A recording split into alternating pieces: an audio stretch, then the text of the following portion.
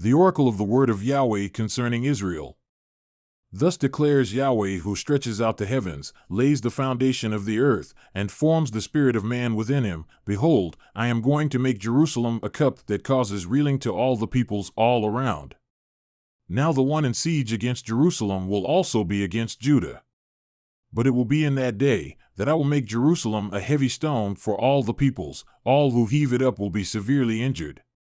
And all the nations of the earth will be gathered against it. In that day, declares Yahweh, I will strike every horse with bewilderment and his rider with madness.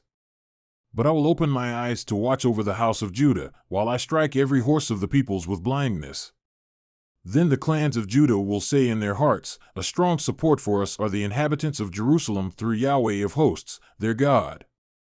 In that day I will make the clans of Judah like a fiery laver among pieces of wood and a fiery torch among sheaves, so they will consume on the right hand and on the left all the surrounding peoples, while Jerusalem will again be inhabited in its own place, in Jerusalem. Yahweh also will save the tents of Judah first, so that the glory of the house of David and the glory of the inhabitants of Jerusalem will not be magnified above Judah.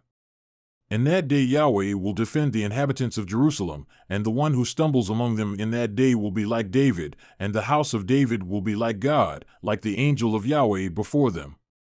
And it will be in that day that I will seek to destroy all the nations that come against Jerusalem.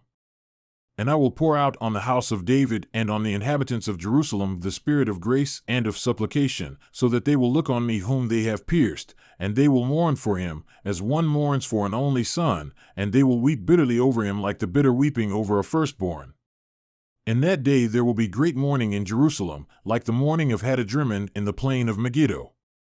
And the land will mourn, each family alone, the family of the house of David alone and their wives alone, the family of the house of Nathan alone and their wives alone, the family of the house of Levi alone and their wives alone, the family of the Shimeites alone and their wives alone, all the families that remain, each family alone and their wives alone.